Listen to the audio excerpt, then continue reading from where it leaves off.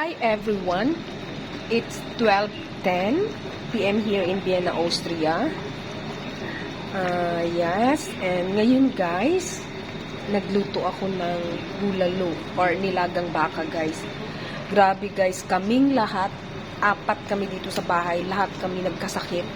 Ubo, sakit ng ulo, sakit ng katawan, sobra, pero mas grabe ako guys. Kahapon nga Valentine's Day, nasa doktor kami para for check up kasi gitest din ako ng ng tawag nito ng influenza, pero buti na lang negative.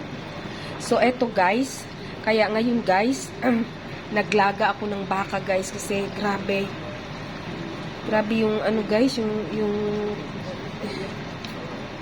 sarap sana guys pag isda guys, pero wala talaga dito mga press, kaya ayan nilagang baka na lang guys para makabawi guys, kasi grabe 5 days na ngayon guys. Nag-start ako lagnat is nung Tuesday pa. Grabe guys, wala talagang kain ng mabuti kasi walang magluto.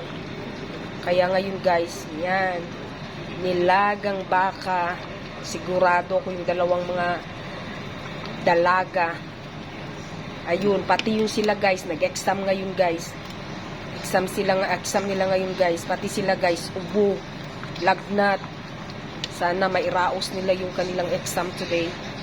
So, eto guys, ang aming lunch for today.